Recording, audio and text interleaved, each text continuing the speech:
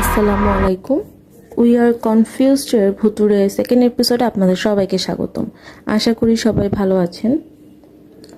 চলুন গল্পে ফিরে আসা যাক।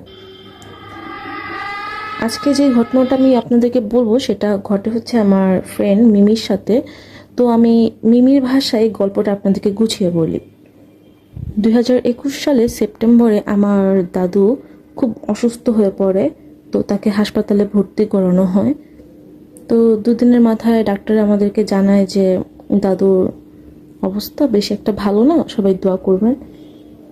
তো আনুমানিক 7:30 দিকে ডাক্তার আমাদেরকে এসে জানায় যে আপনাদের উনি তো বেঁচে নেই।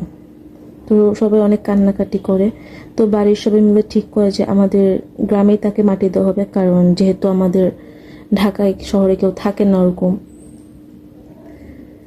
তো দাদুর লাশ নিয়ে যাওয়ার জন্য আমরা একটি অ্যাম্বুলেন্স ঠিক করি।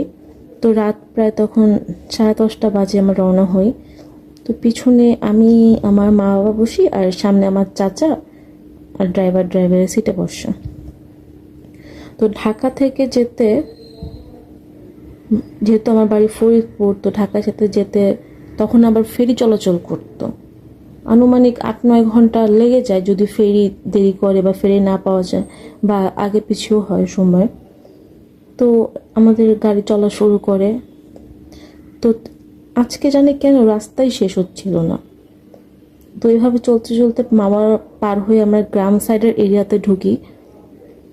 তো হঠাৎ করে আমাদের গাড়ির টায়ার পাঞ্চার হয়ে যায়। ড্রাইভার নেমে চাকাটা ঠিক করে আবার গাড়ি চালানো শুরু করে। দুই পাশে ঘন জঙ্গল আর মাঝে রাস্তা, পুরোটাই অন্ধকার। আমরা ছাড়া তেমন দুই একটা গাড়ি দেখা যাচ্ছে, আবার দেখা যাচ্ছে না রাস্তা। মাঝে মাঝে শিয়ালের ডাক শুনতে পাওয়া যাচ্ছে। মানে চারপাশটা একটু কেমন জানি ভয়ঙ্কর দেখাচ্ছিল। একটু দূর যেতেই আমার চোখে পড়লো গাড়ির সামনে একজন মহিলা দাঁড়িয়ে আছে।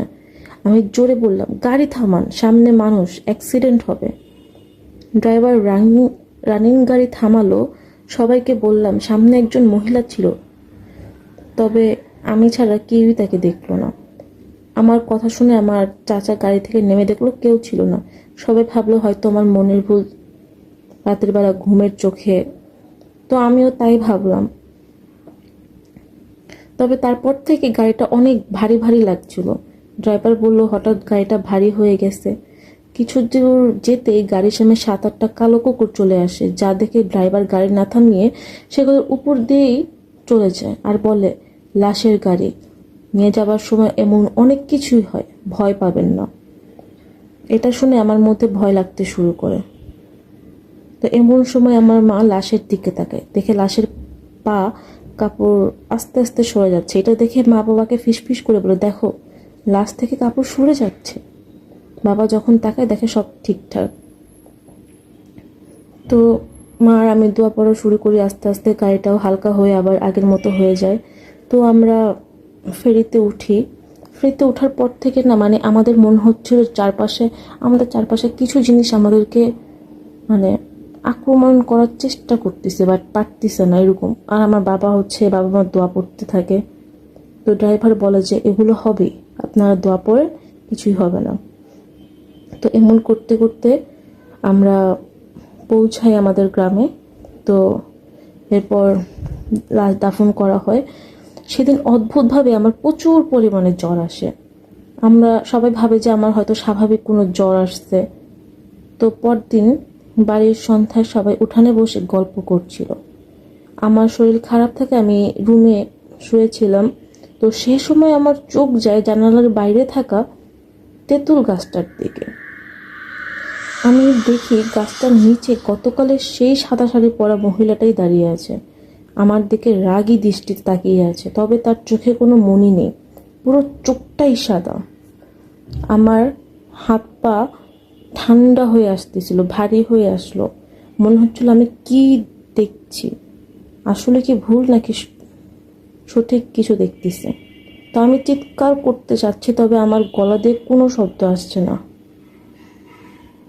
এমন সময় আমার চাচাতো বোন মরিয়ম ঘরে আসলো আমাকে দেখতে।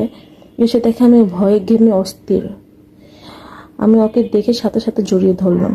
ও বাড়ির সকলকে ডাকলো, আমি সব কিছু বললাম। সব শুনে আমার চাচি বলল কাল মসজিদের হুজুরকে এনে আমাকে ঝাড়াবে।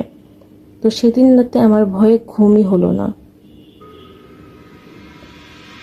তো আমি, আম্মু, ছোট চাচি, আমার দেন এই যে মরিয়ম একসাথেই শুই। তো আমি আর মরিয়ম বিছানাতে শুইছি আর আম্মু আর চাচি নিচে শুইছে। তো সে রাতে ঘটলো এক অদ্ভুত বিষয়। সারা রাত বাড়ির টিনের চালে কারো দৌড়াদৌড়ির শব্দ, কখনো ঢিল ছুটছে, আবার কখনো করুণ বিকট শব্দে কান্নার শব্দ। কেউ ভয়ে ঘুমাতে পারে না সারা রাত। সকালে চাচার বাবা যে মসজিদের হুজুরকে ডেকে আনে। তো উনি এনে আমাদেরকে জানায় যে